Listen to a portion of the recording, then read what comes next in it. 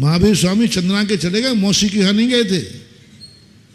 चंद्रमा कौन थी? महावीर की मौसी। मौसी के यहाँ गया था, बहनों था? नहीं नहीं नहीं, एक श्राविका के यहाँ गए थे महावीर स्वामी।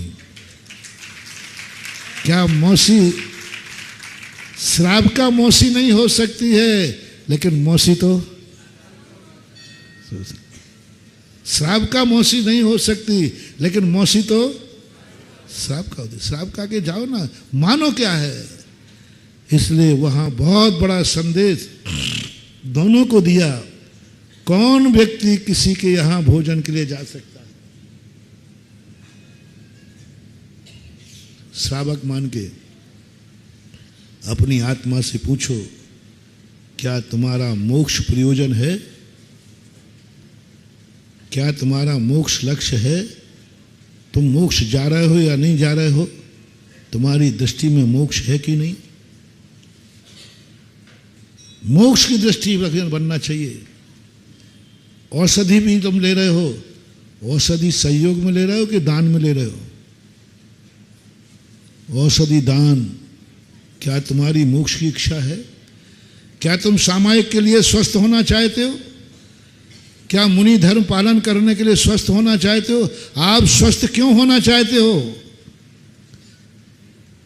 औषधि दान देने कोई आ गया, महाराज औषधि ले लीजिए। क्यों ले रहे हो आप औषधि? नहीं ले सकते आप तो क्या मर जाओ? हाँ मर जाओ। औषधि दान जब बनेगी जब साधु को है कि मैं स्वस्थ क्यों होना चाहता हूं। सुनो रे औषधि करने वालों, आहार करने वाले, पहले तो स्टेज वाले सुने, हम भी हैं। पहले हम अपनी स्टेज को मैं खुद अपने लिए सुनाई देता हूं। पहले तुम आहार लेने जा रहे हो, किस लिए आहार ले रहे हो? दृष्टि क्या है तुम्हारी? तेजठम, बलठम, आयुयठम, मूलाचार नहीं, रत्नत्रय पालनार्थम, वैयावृत्यर्थम, धर्म प्रभावनार्थम। शरीर की स्थिति में रत्नत्रय बना रहे, इसलिए मैं आहार लेने जा रहा हूं। बस जाओ जाओ, अब तुम्हारे लिए कोई दोष नहीं है। सेवन तो भी न सेवदी, क्योंकि यदि तुम मोक्ष के लिए दान देने जाओगे, मोक्ष के लिए, रत्नत्रय के लिए, सामायिक के लिए, प्रतिक्रमण के लिए, धर्म की प्रभावना के लिए, स्वाध्याय के लिए, ये दृष्टि में तुम आहार लेने जाओगे तो आहार लेने में तुम्हें भारी पुण्य लगेगा। क्योंकि ऐसी भावना से जिसके यहां तुम आहार लोगे तो वो देगा तो कम, उसको मिलेगा ज्यादा। तो तुम कहां? साधु आहार लेने अपना उपकार नहीं करता, उसका उपकार तो थोड़ा बहुत होता है। लेता मुट्ठी भर है और दे के दरिया भर आ जाता है।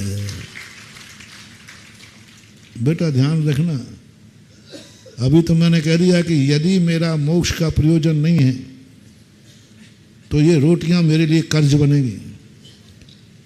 साधु के लिए, चाहे वो कोई भी हो, ब्रह्मचारी हो, ब्रह्मचारिणी हो, मुनि महाराज हो, आरिका हो, एलक हो, छुल्लक हो, कोई भी त्यागी वृत्ति हो, यदि मोक्ष की दृष्टि नहीं है, मां शरीर पर दृष्टि टिकी हुई है, व्रत को पालन करने की दृष्टि नहीं है कि व्रतों का पालन हो, मेरी सामायिक हो, मेरा प्रतिक्रमण हो, मैं बहुत अच्छा स्वाध्याय करूं, मैं बहुत अच्छी तपस्या करूं, ये भाव यदि तुम्हारा नहीं है तो तुम्हें आहार दान नहीं लेना है, तुम्हें भोजन करना है। सुन रहे हो ना? तुम्हें नहीं सुना रहा हूं, सुधा सागर को सुना रहा हूं। क्या बात है? मैंने पहले ही कहा, मेरा प्रवचन कोई सुने या नहीं सुने, एक श्रोता पक्का है जिसका नाम है सुधा सागर।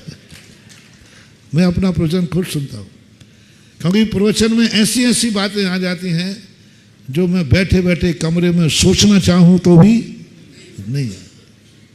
और जब से प्रवचन को मैंने स्वाध्याय सुना है, उमा स्वामी महाराज ने कहा कि उपदेश भी स्वाध्याय है,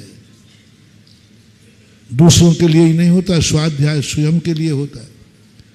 तब से यदि ये दृष्टि तुम्हारी नहीं है तो आप जा सकते हो भोजन के लिए, भोजन करके आ जाइए। और भोजन हर किसी के नहीं करना, पहले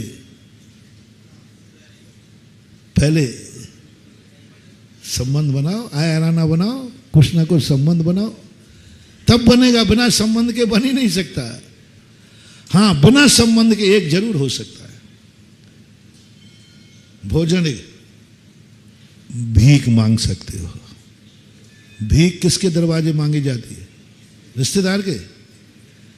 तो जो व्यक्ति का मोक्ष का संबंध नहीं है, जो व्यक्ति सामायिक रत्नत्रय व्रत आदि का संबंध के बिना भोजन करता है किसी के यहाँ, वो या तो रिश्तेदारी से भोजन करे या वो भीख के अंदर जाएगा।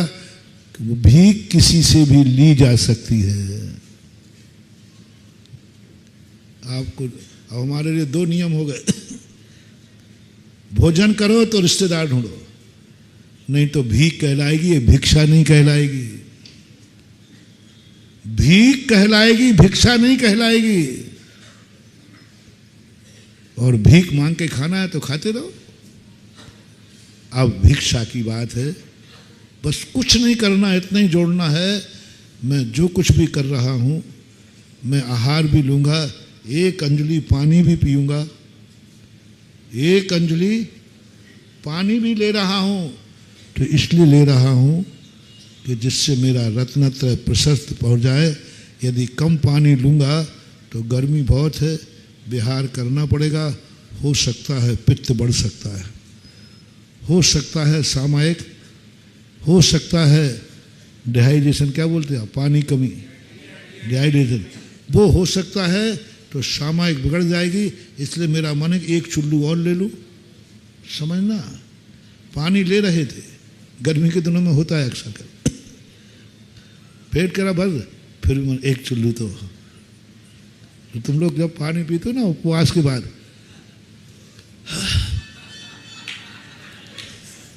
10 उपवास वालों को देख रहा था, हमारे यहाँ ब्रह्मचारी के 1 चम्मच 2 चम्मच, वो कहता रुको तो सही, थोड़ा सा,